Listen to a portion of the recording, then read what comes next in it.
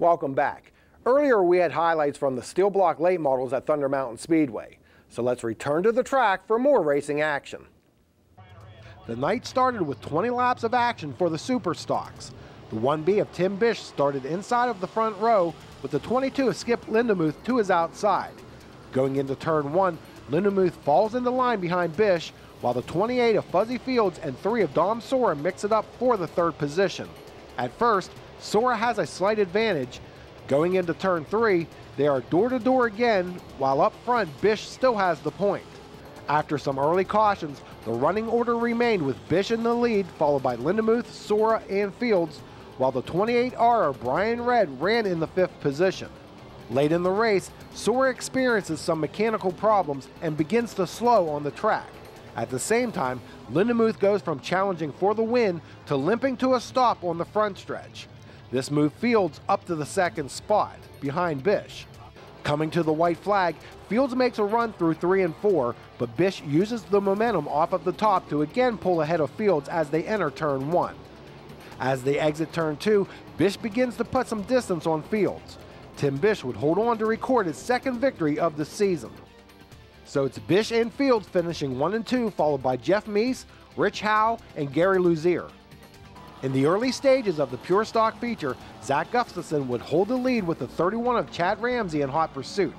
Behind them, the 54 Sean Lindemuth gets by Mike Calhoun for 3rd as they race down the backstretch. Lindemuth has a slight edge as they enter turn 3, while ahead of them Ramsey has overtaken Gustafson for 1st place. As they head down the front stretch, Gustafson sets up the run high in 1 and 2. Lindemuth dives low as Ramsey pushes high exiting turn 2, forcing Gustafson to check up and Lindemuth to take over 1st. They're 3 wide briefly for 2nd, shuffling Ramsey back to 4th. That's when the 67 of Curtis Brown and Ramsey collide, yet they continue on. We move ahead to the last lap. Ramsey has just moved up to 2nd, pushing Calhoun back to 3rd. And it's Sean Lindemuth keeping them at bay to garner his 1st feature win.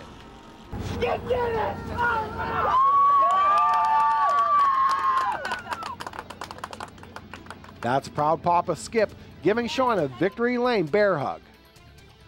Crossing the line behind Lindemuth were Ramsey, Calhoun, Jamie Caldwell, and Curtis Brown. Now on to some action on the pavement. In Pennsylvania, there aren't many asphalt tracks to choose from. So on Saturday, I made my first ever trip to Sundance Vacations Speedway. The track held one of their fan appreciation nights. The cars and drivers were on the front stretch to allow those in attendance a chance for pictures or autographs of their favorite drivers. Then it was on to the racing action, where the late models started off the night with their 30-lap feature. The 40 driven by Todd Geist would lead them to the green. Outside pole sitter Kyle Harvell in the 16 would quickly fall into line for 2nd. From 4th on back, they are 2 by 2 as they get sorted out on the tight bull ring. Shortly after a lap 2 restart, Harvell takes the lead with Zane Ziner in the 76 in tow. Ziner, who quickly made his way to the front after starting 10th, works the outer groove in 3 and 4, then launches off of the turn to nearly pull even with Geist as they head into turns 1 and 2. Then off of the turn, Ziner starts to inch ahead of the 16 machine. In turns 3 and 4, he is able to take sole possession of 1st. One driver always to watch is the 11 of Mike Sweeney, who has won the past 2 championships in the division. Here he gets by Geist to move into the top 5. The 20 of Joe Hoffman also shuffles Geist back a position. After a lap 10 restart, Sweeney has moved up to 3rd. As he goes into turn 1, Sweeney cuts a tire and slows off of turn 2. Just then, the 0 of Gino Steigerwald hits the slowing number 11, which also collects Kevin Metzger and Adam Cox. All of the drivers were okay, although Sweeney quickly exits his car, which has a small fire under it. Here's another look to show just how violent the crash was. Fortunately, no one was seriously injured. After a lengthy red flag, Ziner jumps to the lead on the restart, but the 71 of Lauren Arthofer gets into Harville, knocking the 16 out of 2nd place. Just past halfway, Hoffman overtakes Arthofer to take the runner-up position, but Ziner is nearly a quarter of a lap ahead in 1st.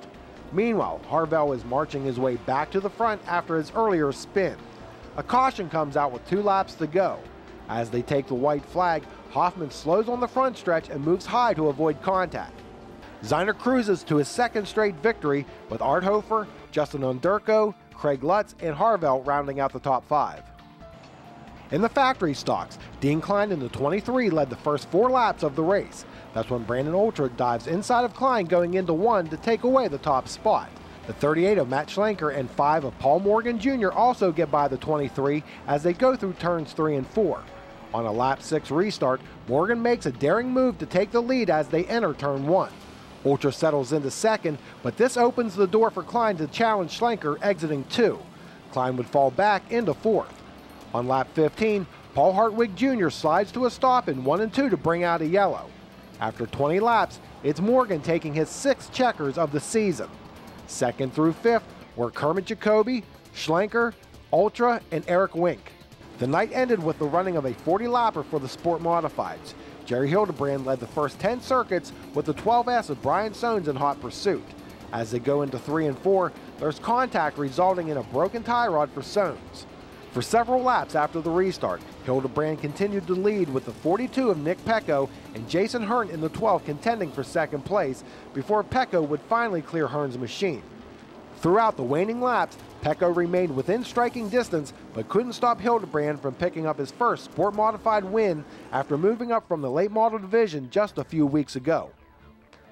So in the Sport Modified feature, it's Hildebrand, Pecco, Hearn, Todd Baer, and Barry Calavini. That's quite a tight little bull ring. I look forward to my next trip to the Speedway.